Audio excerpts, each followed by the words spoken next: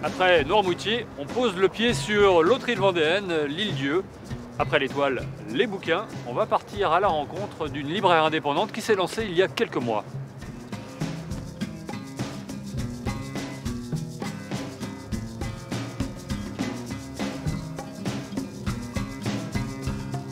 Sur l'île de Groix, c'est 2500 habitants, donc moitié moins qu'à l'Île-Dieu.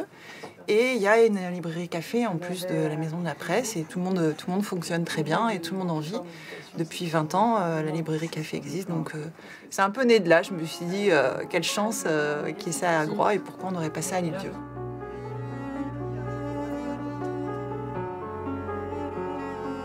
L'idée, c'est quand même d'avoir une forte présence de l'insularité, de la mer, du monde maritime, mais aussi plus largement du voyage, des expéditions un petit peu extraordinaires.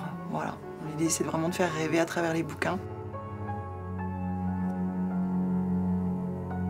J'ai découvert cet ouvrage, Un feu sur la mer, de Louis Causan, qui est un ancien gardien de phare et qui est venu passer 3 jours à l'Île-Dieu. On a passé un super moment de rencontre et de partage avec Louis. On est vraiment plongé dans le quotidien de ce qu'était la vie de gardien de phare, qui était assez incroyable, y compris pour monter à bord. Hein. C'est comme un bateau, hein. On monte à bord du phare, et puis voilà, ils habitent dans un tout petit espace très réduit et affrontent les tempêtes. Enfin, voilà, ça embarque facilement, quoi. Bon les filles, je vous ai fait un petit thé. Merci. Je viens souvent dans la boutique pour voir... Déjà, l'atmosphère elle est très belle, c'est hyper agréable d'être ici, prendre un très bon thé. Ça regroupe des gens qui s'intéressent un peu aux mêmes choses, donc on croise des amis qui sont là, on peut papoter, enfin, c'est vraiment un endroit super sympa. Là, c'est chouette parce qu'en plus, moi je suis dyslexique et Anne-Sophie, elle me propose des livres pour dyslexiques que je connaissais absolument pas, même avant de vivre à l'Île-Dieu. Je peux les poser là. là. Oui, tu veux voir? Oui. Et je pose la boîte là, puis c'est tout. Ouais, oui.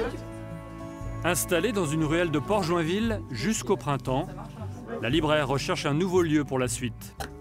En attendant, dès les beaux jours, elle circulera avec son stand ambulant sur les marchés et à travers l'île. Et parmi les parutions de cette fin d'année, il y a ce beau livre en rapport avec l'exposition Noirmoutier et la peinture, à découvrir dans les librairies insulaires et d'ailleurs.